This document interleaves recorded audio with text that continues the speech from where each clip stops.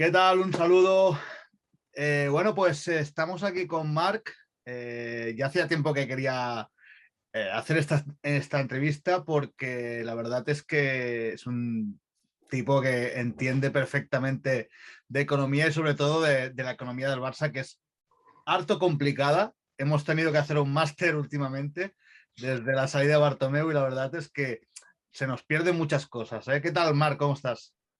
Buenos días, pues un placer, Daniel, estar contigo. Lo teníamos pendiente Sí. y hoy estar contigo y tus oyentes será un placer.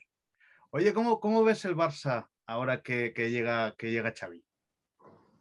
Bueno, veo que se ha hecho una parte de la reconstrucción, por decirlo de alguna manera, la reconstrucción financiera se está haciendo bien. O sea, se refinanció la deuda a corto plazo, eso dio cierto oxígeno para evitar una posible quiebra, un posible default del club, que era la situación que veníamos antes de las elecciones con la deuda a corto plazo. Y lo que veo es que se ha ido rebajando la masa salarial para adaptarnos al fair play financiero, pero hay muchos deberes que hacer. Hay muchos deberes que hacer, sobre todo en la parte de lo que llamaríamos atípicos, o sea, patrocinios, sponsors, con la salida de Beko, con la salida de Rakuten, se tiene que hacer un trabajo pues ahí de venta de club para volver a seducir patrocinadores, y eso pasa porque el equipo compita. Y lo que hemos visto hasta ahora en el modelo más deportivo es que el equipo no ha competido, ¿no? Entonces estamos a la esperanza que el equipo compita para ayudar a la parte económica.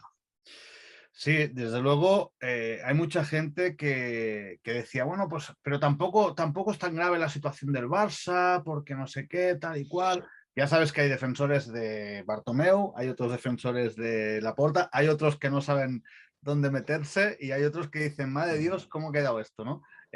Pero ¿realmente era tan grave lo que dejó Bartomeu? Yo siempre diré que intenté hacer un análisis objetivo, como en otras muchas empresas que analizo y que analizamos con mi equipo, vemos qué ocurre en el balance, ¿no? Y el balance de lo que hubiera ocurrido en el Barça es que habíamos crecido a base de deuda de una manera desproporcionada, y que esta deuda no servía para invertir en el club, para obtener más beneficios o más facturación, sino que esta deuda servía para comprar activos, jugadores, un 30-40% por encima de lo que el mercado estaba pagando.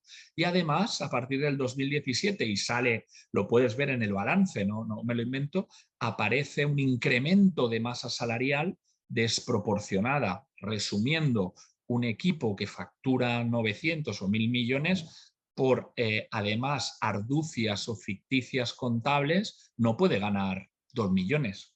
¿Sí? O sea, al final estamos hablando de una compañía que, si no hubiera hecho intercambio de jugadores, hubiera tenido pérdidas desde el ejercicio 18, ¿no? Pérdidas que seguramente estarían por encima de otros 100 millones de euros. Gracias a esos intercambios, pues lo que se consiguió es ficticiamente dar resultados contables positivos. Por tanto, el COVID es un acelerador de un modelo de gestión de riesgo en el que me endeudo muy a corto plazo, ¿vale?, para comprar activos muy por encima de lo que el mercado los valora. ¿Y eso qué hace? Que al final tu balance pues no se aguante ni con pinzas, ¿no? No nos cabía deuda bancaria, estábamos a tope de deuda bancaria. O sea, para hacerte un resumen, teníamos las pólizas de crédito a un año a tope de vencimiento, y nos habíamos llegado a financiar con factoring. ¿Qué es eso? Adelantar facturas futuras, o sea, obtener crédito adelantando facturas futuras, por ejemplo, de derechos de televisión. ¿Qué ocurría? Que cuando llegaba el vencimiento y los derechos se tenían que cobrar, no iban al club, iban al banco, porque el club había anticipado esas facturas. Esa era la situación. En una situación mercantil, si tú y yo, Daniel y yo, tuviéramos una empresa y estuviéramos en esa situación, hubiéramos tenido que instar la disolución de la compañía, ¿no? Al ser una asociación de sus socios y socias, y con un proyecto y un plan de viabilidad que esta junta y el CEO a la cabeza, el señor Reverté, se ha encargado de hacer, pues hemos conseguido refinanciar la deuda a corto plazo, hemos bajado masa salarial, bueno, estamos haciendo una parte de los deberes. La verdad es que aparte no sale bien porque no sale bien el negocio de Griezmann, no sale bien el negocio de Coutinho, Dembélé que se nos lesiona cada 2 por 3, con lo cual me imagino que también todo esto también afecta, ¿no? Porque es que se nos afectaría el COVID por un lado, el que te endeudas mucho, el que los jugadores tampoco te están dando ningún rendimiento para tú vender eh, pues el prototipo de juego que necesita el Fútbol Club Barcelona, y aparte también la salida de Leo Messi, ¿no? Me imagino que todo esto es un mogollón que acaba por explotar, ¿no? Lo que ocurre, Daniel, es que yo entiendo que con una facturación como la del Barça, en tres jugadores, tres jugadores que acabas de nombrar, si hubieran aguantado, si los tuviéramos durante todo su contrato en casa, más la compra, amortizaciones, estamos hablando de tres operaciones que superan los 600 millones de euros en tres operaciones. Si a eso le sumas un incremento de fichas salariales, pues si te fijas y haces la comparativa del 2015 al 2018, un incremento de salarios de los jugadores que ya estaban con renovaciones 4 o 5 años, jugadores que están teóricamente terminando su carrera como deportistas, hay un incremento del 40% solo en salarios. Por tanto, ahí no solo es que no funcione lo que compras, que eso es además peor, ¿no? Te pone en una situación peor, sino que lo que has comprado lo has comprado por encima de su precio razonable, que has aumentado la masa salarial desproporcionadamente, y para hacer frente a esa masa salarial y a esos fichajes te has endeudado al límite. Entonces, a la primera que haya una curva, bajada de ingresos, algún sponsor que no te siga, lo que sea, no COVID, lo que sea, la economía de tu balance no lo puede aguantar. Por tanto, es cierto que no había modelo deportivo, que es aún peor. Recordemos que el presidente es el que hacía de vicepresidente deportivo, por tanto, dicho por él mismo, ahí ya te respondo mucho. Entonces, hubo una equivocación porque no hay modelo deportivo y porque hay un modelo económico de riesgo en el que pones en riesgo a la institución, ¿no? Eso junto, pues claro, nos puede llevar a la situación que nos encontramos. Bueno, yo creo que el primer sorprendido también es Laporta cuando entra, ¿no? Porque ellos esperan un pastel y se encuentran un pastel así de enorme, ¿no? Para arreglar. Me imagino Claro. que en los últimos meses, sobre todo del CEO y de la gente que está detrás de esa economía, ha sido una locura, porque es cómo ir tapando agujeros, ¿no? Sin haber tenido nada, porque no tienes nada. O sea, entras y dices, no, ¿qué hay aquí, no? Bueno, al final también yo creo que lo que se ha encontrado la Junta entrante es un tema de proveedores, o sea, de facturas por pagar, de facturas que estaban ahí en la cola por pagar. Estamos hablando de salarios, de seguridad social, de hacienda, de proveedores del día a día. O sea, estamos hablando de que hay una cola de impagos en los que han pasado la fecha de vencimiento del pago, en el que eso yo entiendo que no esperaban encontrarlo, ¿no? Entonces, además de pues, algunos contratos que se están viendo en el forensic, si son contratos que pueden presuponer algún tipo o algún otro delito. Después todo el tema del Bar to Gate, con el tema de estos contratos por difamar a tus propios activos, cosa que en cualquier compañía del mundo pues sería inexplicable, ¿no? Que tú contrates a alguien para que critiquen a tus principales ejecutivos, ¿no? Bueno, no tiene sentido, ¿no? Claro. Entonces, pues claro, toda esa retahíla de cosas hace que tú te esperes cierta deuda, cierto estrés de balance, y lo que te encuentras verdaderamente es una situación de impago generalizado al que tienes que hacer frente, ¿no? Lo que interesa a la gente, que supongo que es lo que viene ahora, ¿no? ¿Qué situación Totalmente. queda? Porque, claro, ya se está hablando de que, bueno, sí entra Dani Alves, pero resulta que aún queda muy poquito, porque también hemos tenido a Xavi, porque quedan los 12 millones de Koeman. O sea, todo muy complicado. Nos lo pone muy fácil para saber si al final el Barça va a poder fichar o no, porque realmente la situación es tan complicada que es muy difícil, ¿no? Tendría que salir jugadores para poder traer más, ¿no? Aquí hay tres temas. El primero es la inflexibilidad de la Liga de Fútbol Profesional. O sea, todos los sectores del mundo, en el sector financiero, se ha flexibilizado absolutamente, por ejemplo, los límites de deuda, ¿no? O sea, los países se han podido endeudar mucho más de lo que tenían previsto gracias a que se ha flexibilizado y han podido emitir deuda y así hacer que sus propias economías no quebraran, ¿no? En el único sector y en la única liga en la que no ha habido flexibilización ha sido en España y la Liga de Fútbol Profesional y con el Barça, ¿no? El segundo es la no aceptación de CVC, ¿no? No se acepta CVC. Te puede parecer bien o te puede parecer mal. El Barça entiende que ceder el 10% de los derechos a la liga para que así CVC obtenga el 10% de los derechos de la propia liga en esta holding, pues por 50 años pues entendía que era mucho tiempo y que estábamos sacrificando unos casi 900 millones de euros en contrapartida por 278. Por tanto, no le encontró lógica la Junta. Esos dos temas son importantes porque al final las finanzas las dirigen personas. Y si tú eres capaz de llegar a un entente con la Liga de Fútbol Profesional y decir, mira, tengo un plan financiero que estoy haciendo y lo único que te pido es tiempo. ¿Para qué?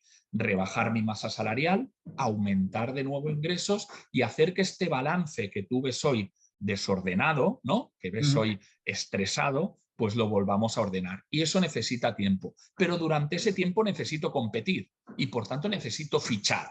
Si solo me das el margen del fair play financiero actual con la norma actual, pues estoy condenado. Porque como sabes, solo puedo ir al 25% de cada salida, por tanto, de cada 100 euros que yo venda o traspase o me quito de encima, puedo obtener 25 para nuevos fichajes y eso te deja con muy poco margen de maniobra. ¿Qué ha hecho el Barça?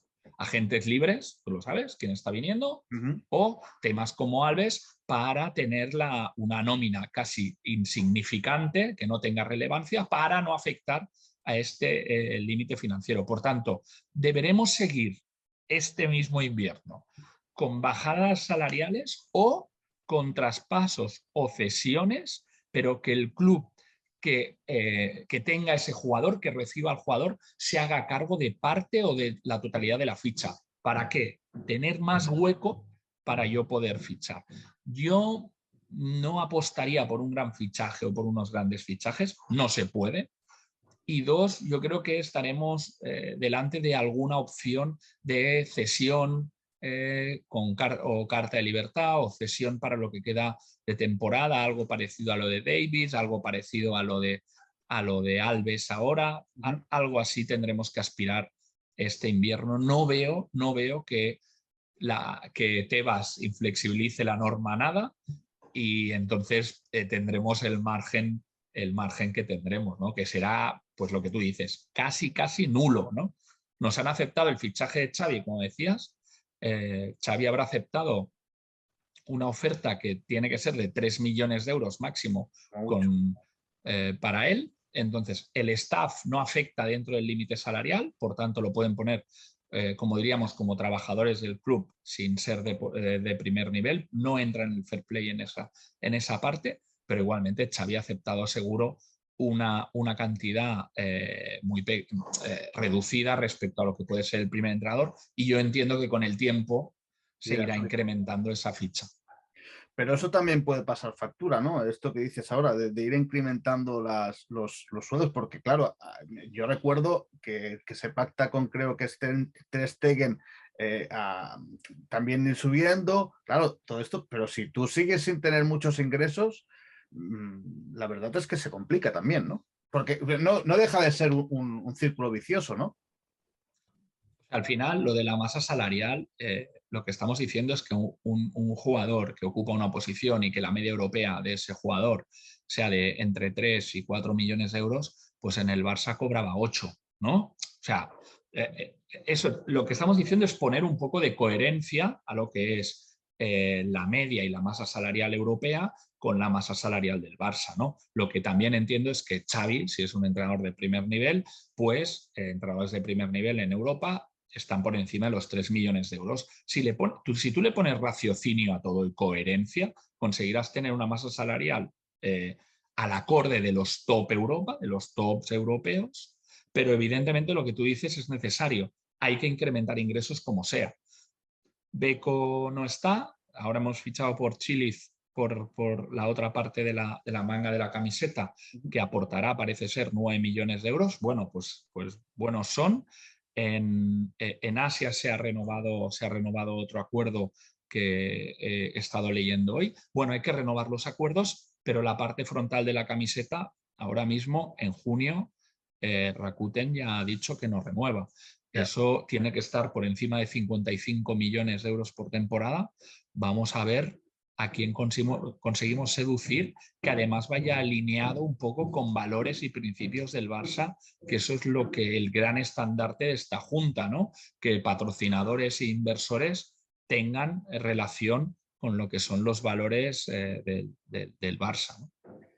Me imagino que ya para acabar, que pudiste escuchar toda la conferencia de Reverter, me pareció muy coherente, pero a mí me creó una pequeña duda al final, y es cuando pude oír que se iba a hacer un gran fichaje, no este invierno, sino el verano que viene.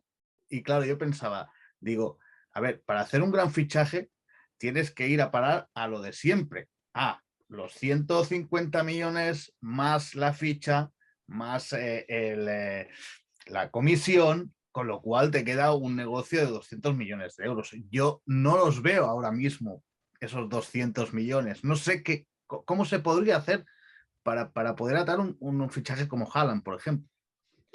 Yo lo primero que diría es que confío mucho más en los ejecutivos, o sea, en los CEOs, que en los directivos. Y te diré por qué. No, El CEO está a las 24 horas en el club, rascando. Además, el perfil de Ferran Reverter, que es un perfil que viene del negocio retail, seguro que está rascando cada euro, cada euro, ¿vale? Cada margen.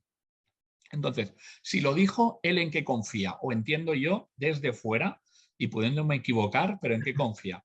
En patrocinios de primer nivel, ¿vale? En incrementar ingresos atípicos, todo lo que es fan tokens, NFTs, nuevas tecnologías, que hoy teníamos 9, 10 millones de euros al año, meterlos, hay un proyecto para meterlos en 100 millones esos ingresos. Y tercero, seguir rebajando la masa salarial un 20 o un 30% más. Si yo me sitúo en ingresos de por encima de 700 millones de euros, ¿no? Y vuelvo a una masa salarial que esté en los 300 largos millones de euros, empiezo a tener un colchón en el que yo pueda ir a buscar un fichaje, evidentemente con financiación. Veremos cómo nos podemos financiar para volver a tener ese gran fichaje. Pero después hay otro tema, y es un tema estratégico. Yo lo llevo diciendo mucho. Xavi es tan importante como entrenador como marca icónica, ¿no? O sea, al final, en Oriente Medio, todo lo que significa Xavi, etcétera, pues es un fichaje que te puede aportar también patrocinios, digamos, de forma paralela, ¿no? La propia figura, ¿no? Entonces, si el club compite, llegamos a cuartos o semis de la Champions, conseguimos estar entre los 4 primeros de la liga, conseguimos seducir patrocinios gracias a este ADN Barça, vuelve la ilusión, Xavi Hernández entrenador, etcétera. Eso nos debe dar un colchón, o nos podría dar un colchón, para intentar hacer un fichaje estratégico que, en mi opinión, el Barça necesita. O sea, el Barça siempre ha tenido, desde Maradona, podemos seguir con Schuster, sí. Siempre ha tenido jugadores icónicos, no, como mínimo. Ese jugador o esos 2 o 3 jugadores, ¿no? La época de Romario, Laudrup, Stoichkov, ¿no? Esos jugadores que son determinantes en el mundo. Debemos nutrirnos de más de un 60% de gente de la casa, formada en la Masía, pero no podemos renunciar a tener un icono, que eso te dará ingresos. Por tanto, al final, no sé si será Haaland o será quien sea, pero no me extrañaría que Reverter y que Jan lo intentaran, ¿eh? No me extrañaría. Y tú, como profesional del tema, ¿le ves solución a todo esto? La verdad es que sí. Si quieres que Si quieres que plantee una duda y que la tengo y que es lo único que me crea un poco que veo difícil compatibilizar es, habiendo realizado una refinanciación como hemos hecho, empezar ya con el proyecto del SPY Barça sin esperar a ordenar 1 o 2 ejercicios el balance, me crea un poco de incertidumbre, porque es que nos metemos a ir a buscar 1.500 millones más, me da igual que los pueda devolver cuando haya terminado, porque aún estaré debiendo el primer préstamo. Por tanto, eso significa que deberemos generar de caja cada año para devolver primero 60 millones del primer crédito más los 50, 100 o 150 del SPY Barça, el segundo crédito, ¿no? El Barça nunca ha generado eso. En los mejores años de los últimos 10 de beneficios hemos generado 20 o 22 millones de beneficio de caja para poder devolver o amortizar préstamos. Por tanto, esa situación es la única que me crea dudas, ¿no? Meterse hoy y ya en el SPY Barça. Por lo demás, la contabilidad del club, el día a día del club y el balance del club, creo que se está haciendo bien y creo que se ha refinanciado adecuadamente para poder hacer que la institución continúe y tenga sobre todo aire y no se ahogue en el día a día, ¿no? Pero ya te digo, esa es mi duda que tendremos que ver cómo se va aclarando, pero en el día a día la contabilidad del club está mejor, se está haciendo bien la refinanciación y la ordenación de balance. Perfecto, Marc. Pues, oye, me ha encantado. La verdad es que me has dejado por partes tranquilo. En otras me tengo que refinanciar, porque aún no lo veo claro. La verdad es que para los que no estamos puestos en economía, los últimos, sobre todo año y medio, ha sido una auténtica locura los que tenemos que trabajar el día a día del Barça, porque hemos tenido que intentar entender y después explicar, porque es complicado, ¿no? No es tan fácil. No, incluso Más la para gente economía. que nos dedicamos, ¿sabes? O sea, para gente que nos dedicamos hay conceptos que nos cuestan explicaros, ¿sabes? O sea, que al final no, son conceptos complicados, se ha hecho una arquitectura contable complicada y explicar cada partida pues tiene su jugo, ¿eh? Sí, sí, no, desde luego te aseguro que yo he aprendido mucho en los últimos tiempos.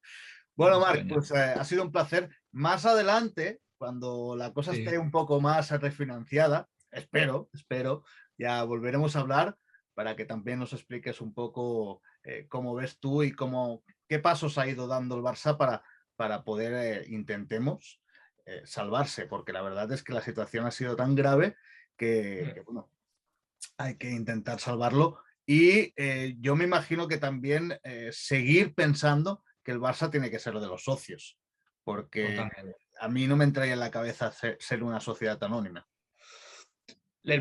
Proteger el modelo de propiedad, yo creo que es la gran batalla que defender, lo que tenemos que defender los socios y socias. Yo soy socio, me siento propietario, eso me enorgullece. Fíjate que siempre aparece la parte de sociedad anónima cuando hay crisis. Cuando no hay crisis nadie se acuerda de la sociedad anónima. Y si quieres, un día repasamos lo que ha ocurrido en Europa con las sociedades anónimas, porque de las 40 más importantes, solo tres no han tenido después de la transformación problemas graves que han llevado algunas a su disolución, cambio de denominación, cambio de socios, desintegración. O sea, que al final no es la panacea y lo que se debe cambiar es la gestión, profesionalizar la gestión y tener a los mejores gestionando en cada área, pero no podemos confundir el modelo de propiedad con el modelo de gestión. Cuando se hace eso, pues hay una parte interesada totalmente, ¿no? O Claro, sea que sí, hay sí. que protegerlo. Perfecto, pues muchas gracias, Marc. Daniel, un placer. Un saludo, Hasta la gracias. próxima. Hasta luego.